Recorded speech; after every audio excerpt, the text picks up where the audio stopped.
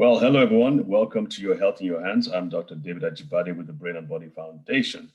Now, if you've heard any of our past presentations, we've talked about the laws of life, where we talk about the 7 areas that human beings are particularly involved in.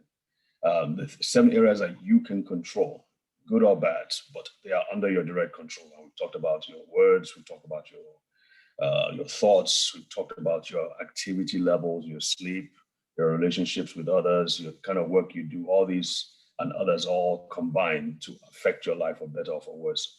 But one area that we talk about probably more than ever is the 4th law, which specifically says the quality of your life or the quality of your health is dependent on the quality of the foods that you put in your mouth, the foods and drinks, in general, what you put in your mouth and you swallow. That, in my opinion, is probably one of the most powerful influences on your body, not just on your body, but on your brain and on your emotions and your thoughts and so on and so forth. And unfortunately, people tend to overlook that law and therefore pay for it eventually. When they get to their 40s and 50s, they begin to see problems begin to arise. Well, it's because of all the carelessness that has happened in the past. So it's always important, and that's why I talk about nutrition and I talk about supplements so much, because this is probably the fastest way to address your health, whether it's losing weight, whether it's thoughts, process problems, whether it's energy levels. All of these are affected to some degree or the other by what you put in your mouth and how that is processed. So we are really, really, really privileged today to have on the show Dr. Alexander Edionwe, who is a retired professor of nutrition and hospitality management, amongst other things. Welcome to the show, sir. Thank you. I really appreciate you making it happen. I know these are busy times. Yeah. But tell us about you. Let's have a brief idea of who you are, what you do, and some of your interests going forward before we get into the whole topic about nutrition. Okay. My name is Dr. Alexander Edionwe. Well, from Nigeria, but resident in the United States. As he introduced me earlier, yes, was a professor, still a professor because I have a private practice here in the area of nutrition in general, animal nutrition as well as human nutrition, and also hospitality management. I've been a professor for over 30-something years, just retired 2015 and I'm back. But I'm now the president and chair of a company here, a Greek company here in the United States. We have a subsidiary in Nigeria.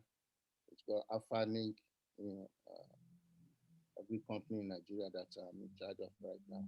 Without occupy my time. Nice. So you're doing some, I hear you're doing some agricultural work in not just in Nigeria, but in a few other countries. We have partners in Nigeria and some international partners that we are working with. Fantastic, fantastic. So the thing about people like you is that you grew up in Nigeria, and you worked in Nigeria for a while before coming to the States. So you have the privilege of perspective. You've seen both worlds. You go back and forth a lot. You have kids who have basically seen both worlds. So you have that rare thing, what we call perspective, and therefore you can speak to us from an understanding when it comes to nutrition. That's probably not everybody would have, correct? Yes. Okay. So let's talk in general about nutrition. Why is it so important to health as a whole? And then we can go through the process from pregnancy, what kind of nutrition is needed, childhood, adolescence, adulthood, and all those. Just let's talk about some of these general principles. Well, this is an area I'm comfortable with. I'm comfortable in as well. Because when my teaching days, we train people to be dietitians. Dietitians are experts in the area of food and nutrition. Mm-hmm. When you're looking at the foods, you have to know what is in food outside the body and what they do when they are inside the body. Mm-hmm. So that's what any dietitian is. Compared to somebody who's a nutritionist, you know about food and what they do. So based on the fact that my background, we look at nutrition, overview of nutrition and health as it relates to health. So we have to. Sorry, Doc, tell me, what's the difference between a dietitian and a nutritionist? What's the... A dietitian we refer to as expert in the area of nutrition. That means you know about food, how to prepare food, what is in food outside the body. Okay. And when you take it into the body, what is doing inside the body. That is the area of a dietitian. Whereas a nutritionist is somebody who learn about nutrition, what is in food. Okay, but they may not know.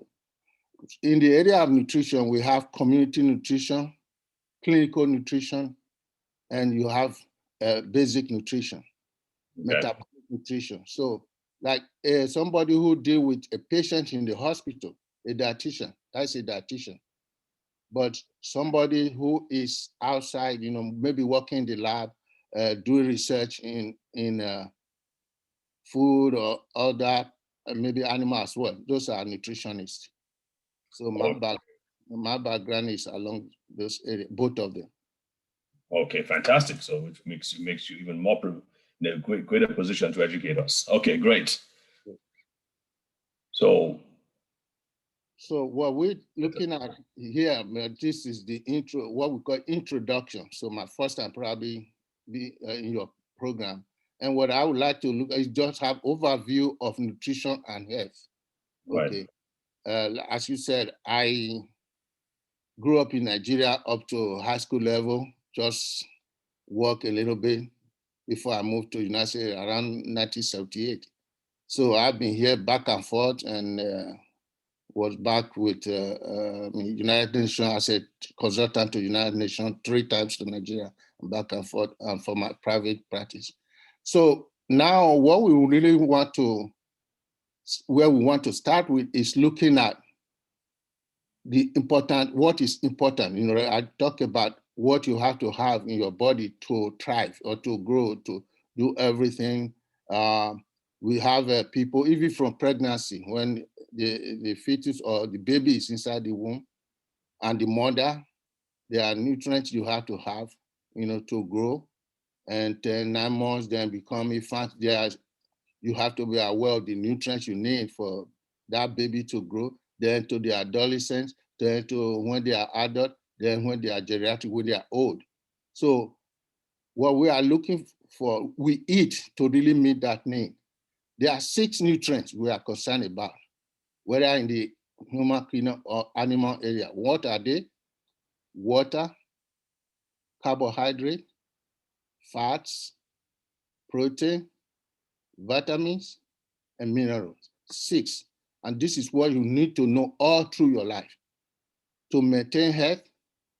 And also, if you're already sick, what you need to make sure you correct or heal. So all these things are outside the body. That's why what comes into that is the environment as well. Whatever, how you maintain your environment. That's why we insist that you maintain your environment, because it's going to end up inside you. If your environment is clean, you're going to be clean, because whatever is coming from there is going to end up in you. So water, for instance, people have about 50 to 60% of the body is water.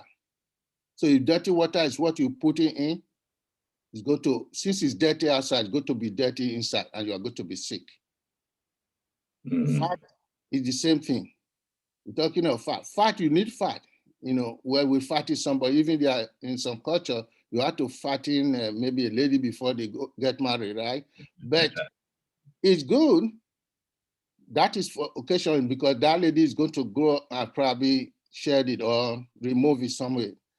If you are somebody who's very active and you eat food a lot, then you accumulate fat or put a lot of fat in the body. That's why you go to exercise. Why? Because there's a point where the fat will now work against you, because it's going to contract your vein, and even you have a high cholesterol in it, then go to block it. It's going to lead to a lot of disease.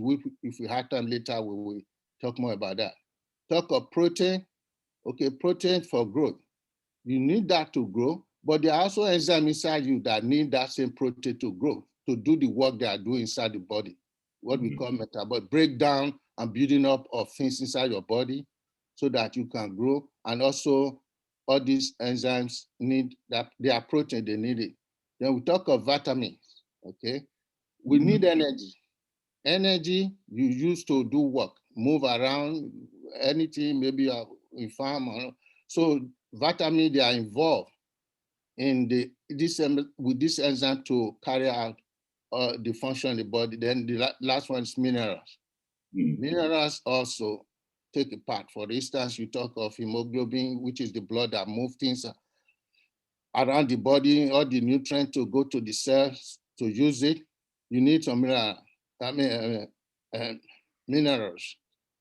Hemoglobin needs iron inside it. So sometimes if you are low in iron, then you have the problem where we talk about, iron-related problem. So that is why we look for food to supply all these needs for the body to carry out the work that is required so that we can, live a healthy life. That's why we cannot separate health from nutrition, which is what you eat. You are what you eat. It's a common saying. So when we are looking at nutrition here, I mean, in Nigeria or any part of the world, that is how you look at it.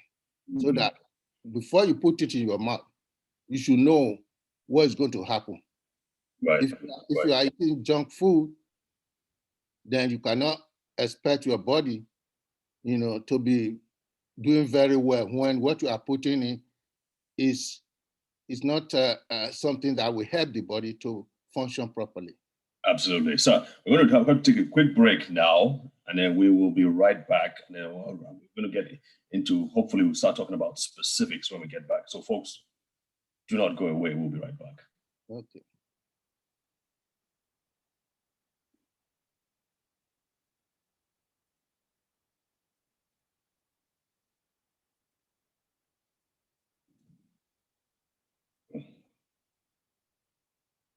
I'm trying to do a pause. I'm going to pause the video now. Hang on.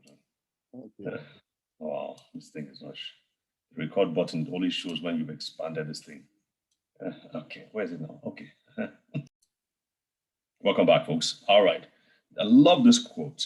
It says this. It says, "It's not what you eat that's killing you, it's what you don't eat." And I think that was actually by a vet doctor, but I think it applies. I believe it applies to humans as well. Many times we're told, oh, don't eat junk food, don't eat this, to remove salt from your diet and all those things. And that's important. But you can't really have a healthy life or a successful life just by avoiding the things that you're not supposed to do. You get healthy, you get strong, and you have a successful life by doing the things that you're supposed to do. And those things, the knowledge of those things are not usually apparent because there's a lot of junk out there on the internet, on the TV, on news and everything. They're telling you all kinds of different things. So it's really always a good thing to be able to have specifics to have people know exactly what to do in certain situations, especially where food is concerned. And that's why I'm happy to have Dr. Edionwe on the show today. So, Doc, let's talk about this. Let's talk about life. You mentioned life cycle nutrition. You want us to start with pregnancy? Well, yes, we started with that. And because we are looking at life cycle, when you are looking at this food, we're also looking at geographical location. Where are you located? Okay. Especially in Nigeria, for instance, people in the north may eat use the same, ingredients, but do it different ways compared to the south, east, west. But we use the same. We have everything, and they are coming from the earth. So food preference or food choices is very important when we're talking about nutrition. For instance, we talk about preference. We talk about where you are, indigenous food or something like that. Habit. Most people are always in a hurry because all they do, they just grab whatever comes to.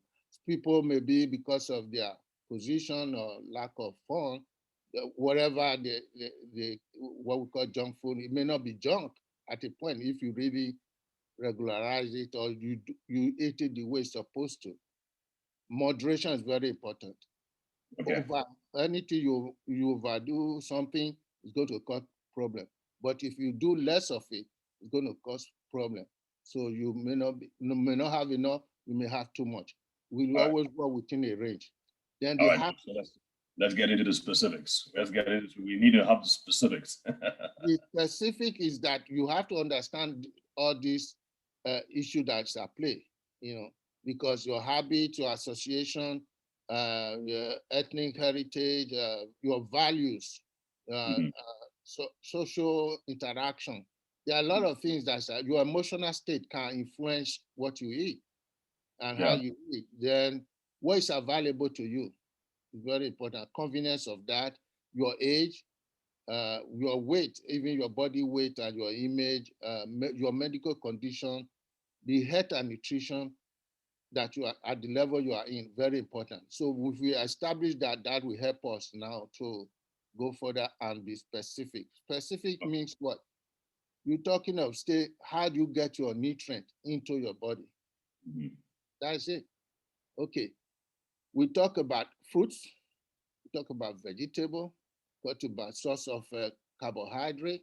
Well, all those six we talked about, those are the six criteria you are going to use all through your life to determine what you eat, and plus all the conditions I just mentioned, where you are in a hurry, for instance, your age.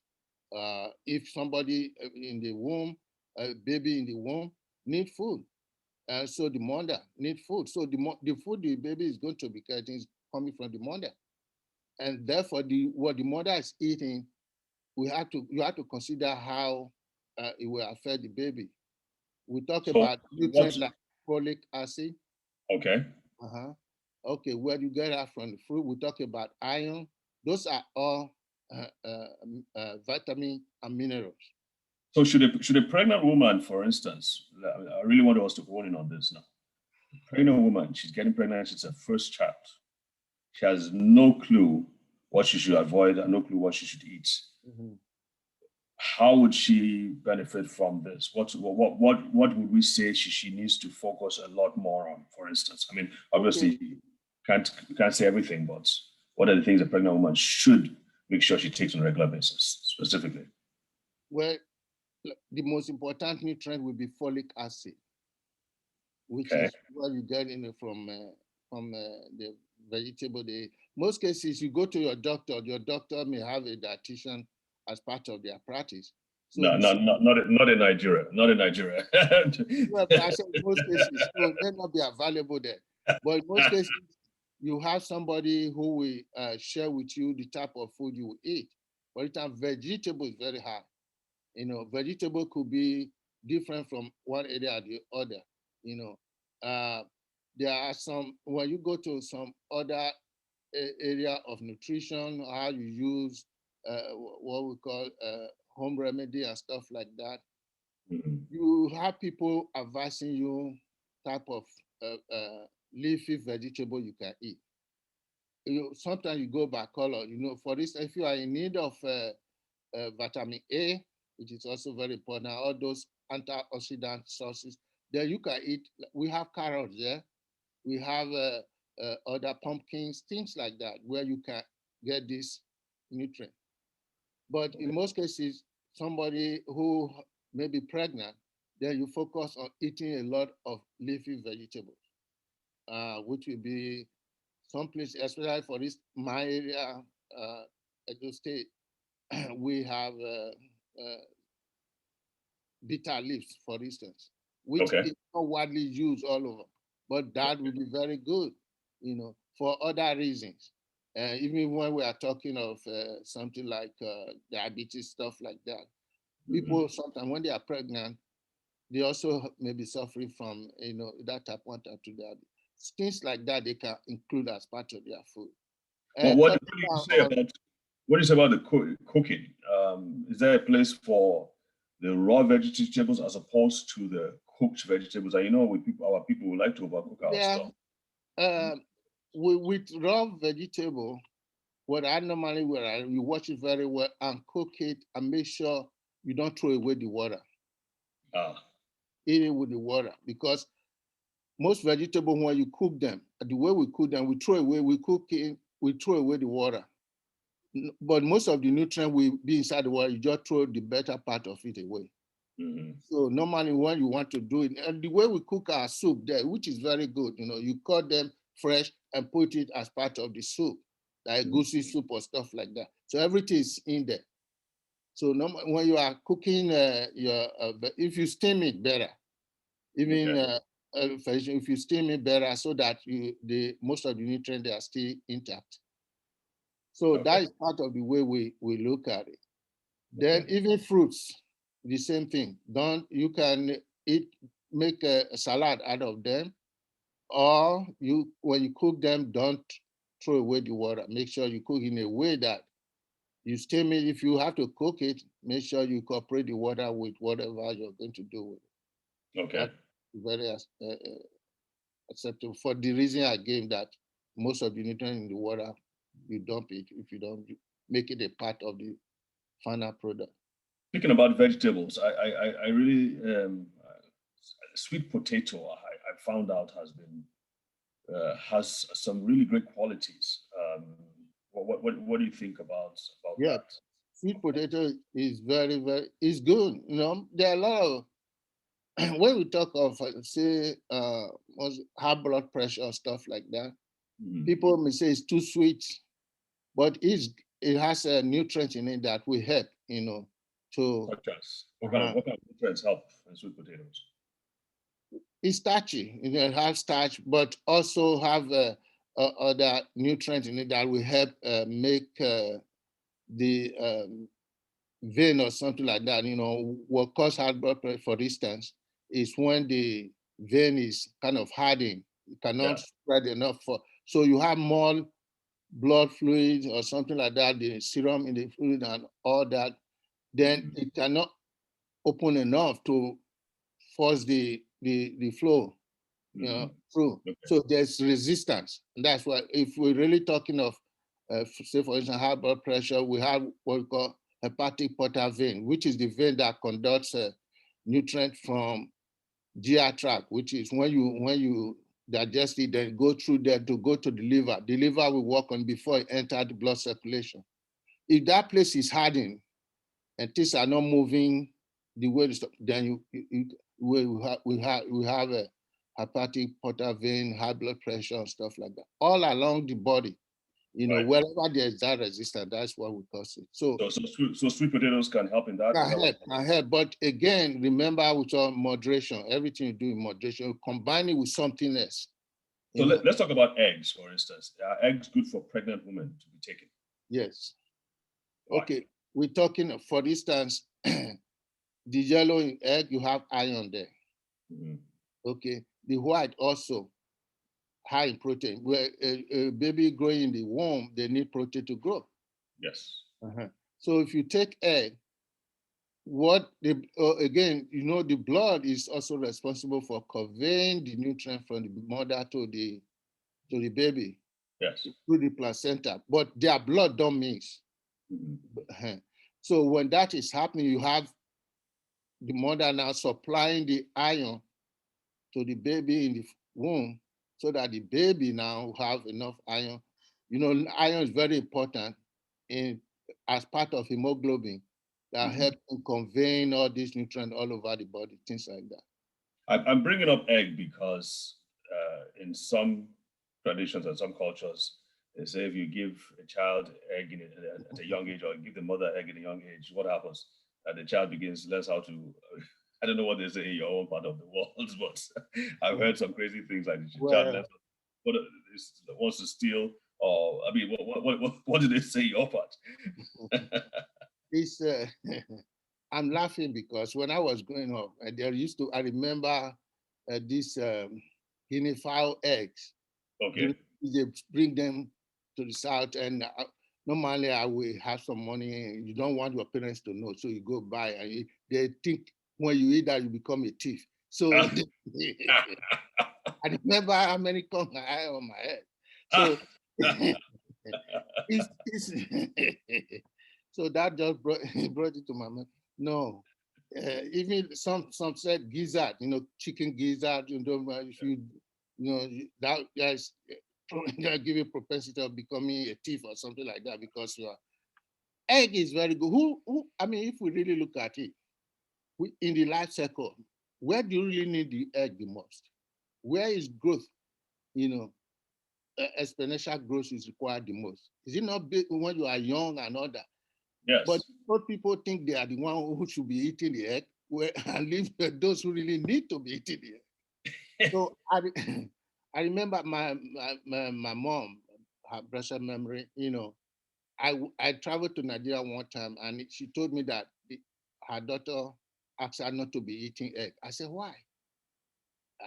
He said, no, egg is not good for you. I said, man, egg is every protein. When we are concerning protein, we are comparing to the amount of protein in one egg. Right. That's why when you are doing research, that's what you compare protein level to.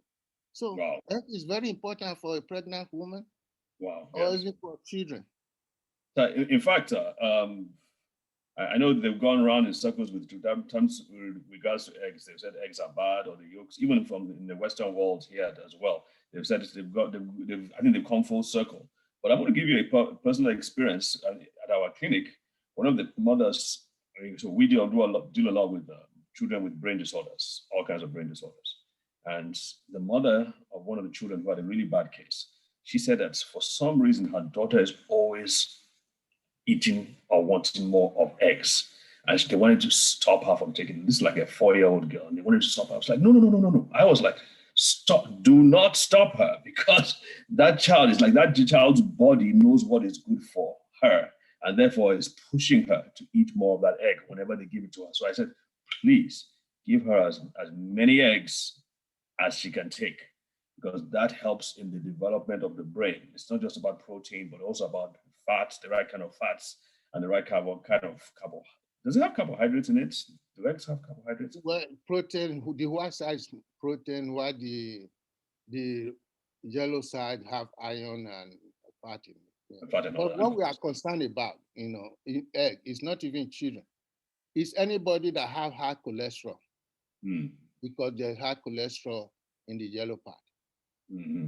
Sometimes if that is the concern, so you have 2 egg white, remove the yellow and 2 eggs. You can use that because you still need it. Right. Or somebody with high cholesterol. But we need cholesterol when we're talking of making all those hormones in the body. Right, right. So if you don't have problem with cholesterol, why should you be concerned about egg? The only thing you don't want to do it too much. At least, in a week, you can maybe 3 times a week, make egg, whatever, if you want to control it, if you have problem with it. But if you don't have problem with cholesterol, what's the problem? Yeah, I think eggs can be, people are now saying eggs are one of the most important. That is full, and when we talk of protein, because your body make muscle, stuff like that, you have to have the right amino acid, about 20 of them.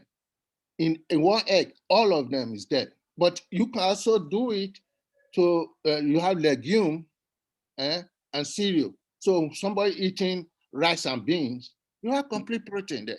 You can get it 20. So if you are a vegetarian or somebody who is concerned about that, or like somebody will say that, if you have high cholesterol, so what you do is just, as I said, remove the yellow, use 2 egg white, and then you're okay. Or you can eat rice and beans because amino acid that is in rice is not in beans.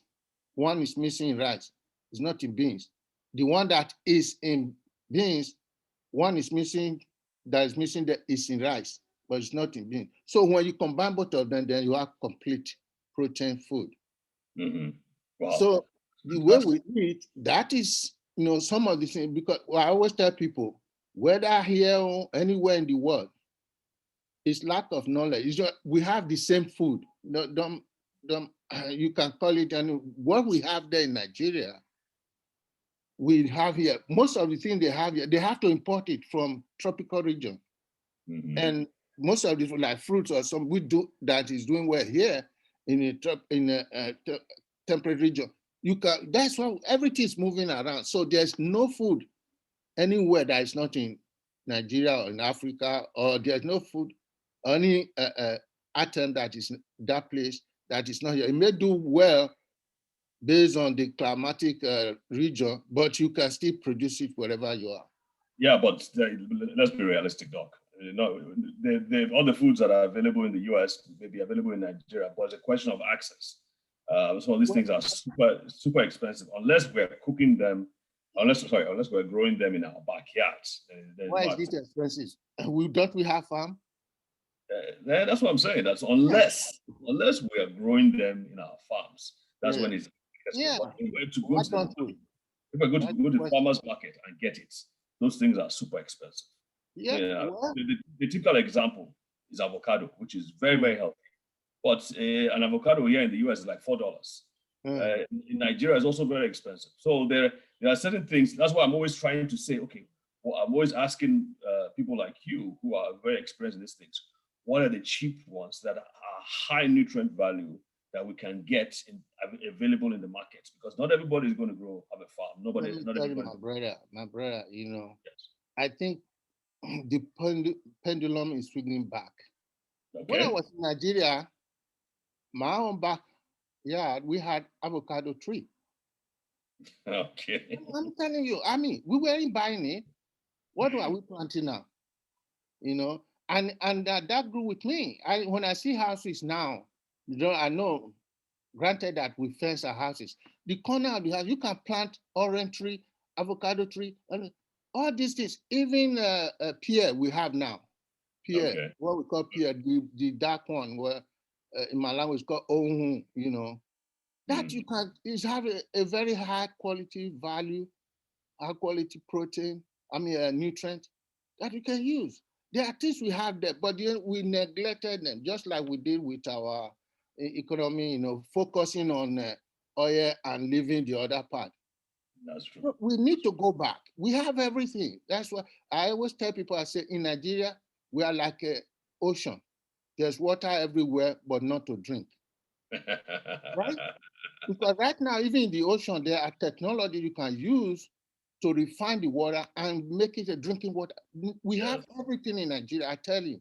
But the way our focus is what is hurting us now. And I'm glad we are beginning to realize it and go back.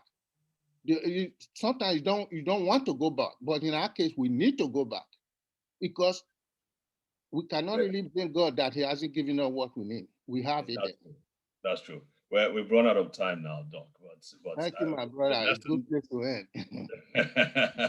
The lesson, we don't want to lose our lesson. The lesson is that we need to start going back to start growing our own foods, especially the vegetables, which can easily be grown. You have a little space in your backyards, and most middle class people, and even in the villages, in the remote areas, even have more space to grow some of these things for the health of your family. So let's take that to heart, folks.